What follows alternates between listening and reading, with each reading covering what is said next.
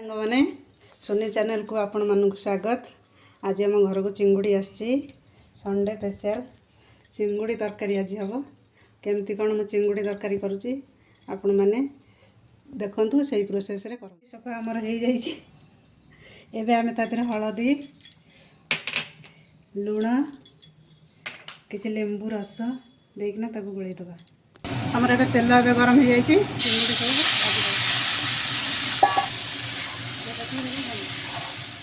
आमर एबे हो जाइए। ताको एबे आमे काढी दबा।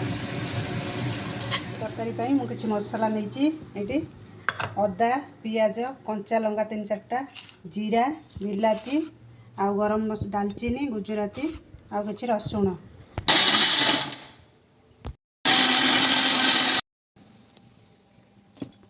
आमे एबे काटी देइछु।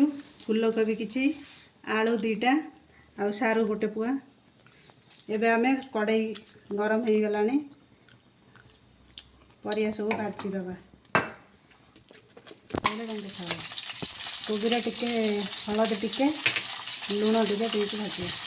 कोबी आमर हो आसला ताधर सारू आलू को पकईकिना आउ टिके भाजी दबा।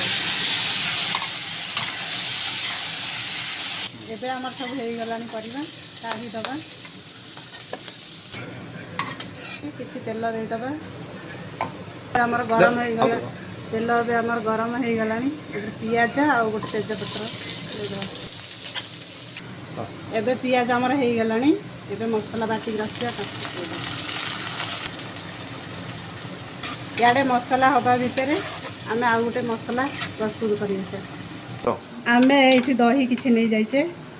दही दिए काश्मीरी चिल्ली पाउडर लुण हलदी पाउडर जीरा पाउडर जीरा धनिया जो कस्तूरी मेथी गोलई दबा। गोलई किना आमर से जो मसला होची ता देहरे आकु पकेबा। एबे आमे आकु ए मसला को दे दबा।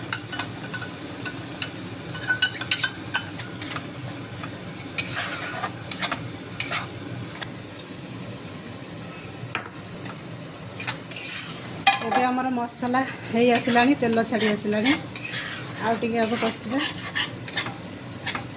एबे आमर मसला हे गलानी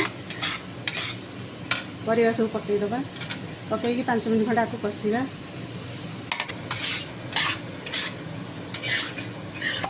एबे आमर सब कसी हे गलानी। आगे एबे आमे आकु पानी दे दबा।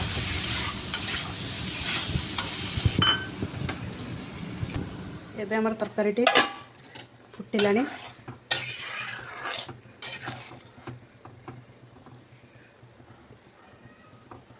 सीझीनी आउटे घोड़े दबा। आमर एबे हो गलानी कोबी आलू उरिया सब सीझी गलानी। सीझी गलानी आदि एबे चिंगुड़ी माछ पकई दबा। कैमरा बंद पकईकिना आकु आकु 5 मिनट घोड़े दबा। एबे आम तरकारी हो जाइए। आधे आमे टिके गरम मसला पकई दबा। गरम मसला टे पकई दबा। केते सुंदर देखा जाउची। आपण मानकु वीडियो भल लागितले लाइक करिवे शेयर करिवे सब्सक्राइब करिवे।